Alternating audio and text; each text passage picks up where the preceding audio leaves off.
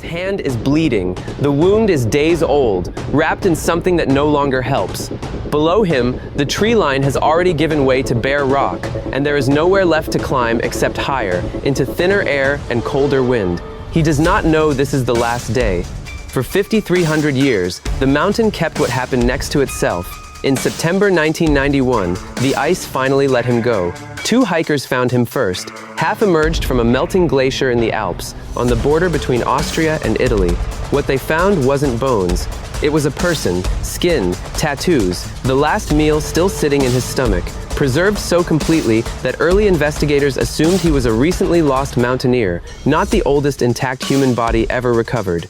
Look closely at the photographs from that first recovery, and you can still see the expression frozen into his face, not peaceful, not the slack calm of someone who simply lay down in the cold. Researchers gave him a name, Ötzi, and built a theory of his death that felt obvious from the evidence in front of them: exhaustion, cold, a storm he didn't survive. That theory stood for almost 10 years. Then someone looked at his shoulder from a different angle, and the story of a tired traveler fell apart in seconds. Over the next few minutes, you're going to see exactly what they found, in the order they found it, and feel how the picture of his final hours changed with every new piece of evidence. Here's the detail that took 9 years to surface, and once it did, it rewrote everything before it. Picture the original examination, a body lifted from ice, checked for the obvious signs of trauma, and finding none on the surface. Researchers reached for the simplest explanation available to them: a shepherd or traveler caught by a sudden drop in temperature who lay down and didn't get back up. It was careful work, not lazy work, published, peer-reviewed, accepted. Then, in 2001, radiologist Paul Gossner ordered new X-rays as part of a routine re-examination at a hospital in Bolzano. On the scan, sitting just beneath the skin of the left shoulder, was a shape no one had been looking for: a stone arrowhead, still lodged nearly 2 centimeters into the flesh, exactly where it had torn through a major blood vessel beneath the collarbone. Forensic pathologist Eduard Egarter Wiegel, leading the follow-up study at the South Tyrol Museum of Archaeology, calculated the blood loss from that single wound as fatal within minutes, not a slow decline into hypothermia, a specific, violent, timed event. In fairness to that first research team, the failure wasn't carelessness. The wound sat at an angle standard imaging in the early 90s simply wasn't built to catch, and the entry point on the skin had closed almost invisibly.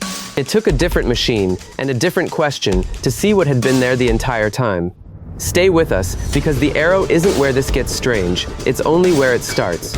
What nobody talks about is that the arrow wasn't his first injury that week, it was his second. Go back to the autopsy records, and there's a wound that had been sitting there, documented but disconnected from anything, for years. A deep cut across the palm of his right hand, the kind you get gripping a blade to stop it from reaching you. Unlike the shoulder wound, this one had already begun healing. Egarter Wiegel's team placed it at 2 to 4 days of tissue repair before death. Sit with that for a second.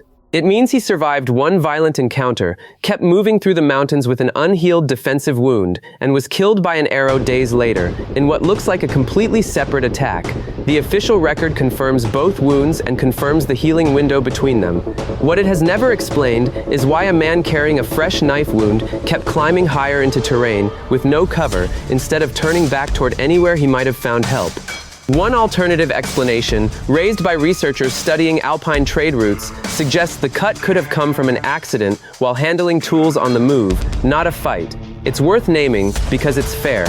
But defensive wounds have a shape of their own, deep, angled, consistent with grabbing at a blade in motion.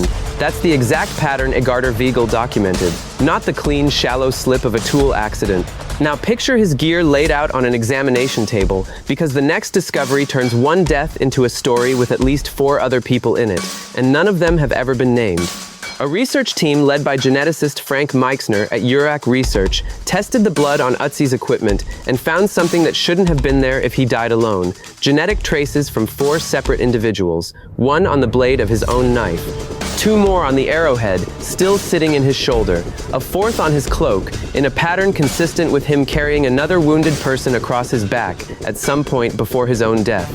Sit with that image for a moment. A man already injured, already bleeding, carrying someone else through the cold, their weight slowing him down on ground where speed might have been the only thing that could have saved him. This wasn't a solitary traveler caught by weather. He was present for at least one other act of violence in his final days, possibly trying to save someone else's life before losing his own. The forensic record confirms the DNA is real and confirms it belongs to 4 different people. It has never identified who they were, what he meant to them, or why blood from an encounter that may have happened somewhere else entirely ended up on gear he was still carrying when he died. A simpler theory exists, that he handled others' blood through ordinary contact, as a hunter or toolmaker might. It's a fair point, but the blood isn't spread the way routine contact would leave it. It's concentrated on weapon edges and the wound-facing side of the arrowhead, exactly where you'd expect it if those weapons had been used. There's one more detail, and it's the kind that a modern investigator would circle in red before anything else. He was found fully equipped: bow, a quiver of arrows, a copper axe, a flint knife, not a man caught unprepared. And yet several of the arrows were unfinished, missing their fletching, as though he'd been assembling weapons in a hurry rather than carrying a finished kit. Feel the difference between those two pictures: a traveler with a complete toolkit versus a man arming himself under pressure, mid-preparation, running out of time, hands moving faster than he could finish the work. Archaeologist Konrad Spindler, who led the earliest analysis of the recovery site, proposed that Ötzi may have been fleeing a conflict from the valley below, climbing toward high, open ground specifically because it would strip any pursuer of cover. It's a serious, published theory. It has never been confirmed because no one has ever identified who or what he might have been running from. More than 2 decades on, researchers still don't agree on which piece of evidence matters most: the altitude, the unfinished weapons, or the timing of that healing wound.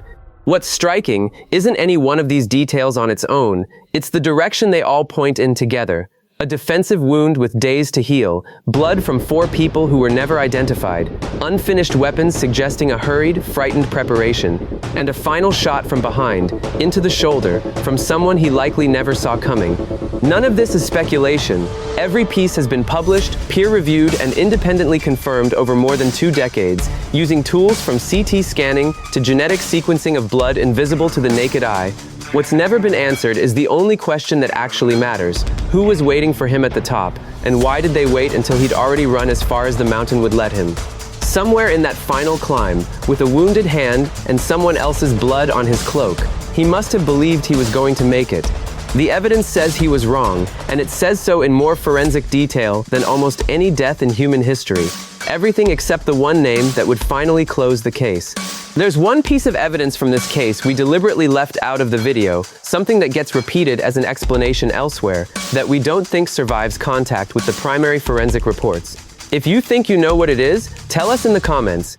If you want to go further, we've put together a complete guide covering 50 ancient discoveries that science still hasn't explained. Every site, every mystery, every competing theory, with sources. Link is in the description, and if today's video pulled you in, subscribe. We publish a new ancient mystery every week.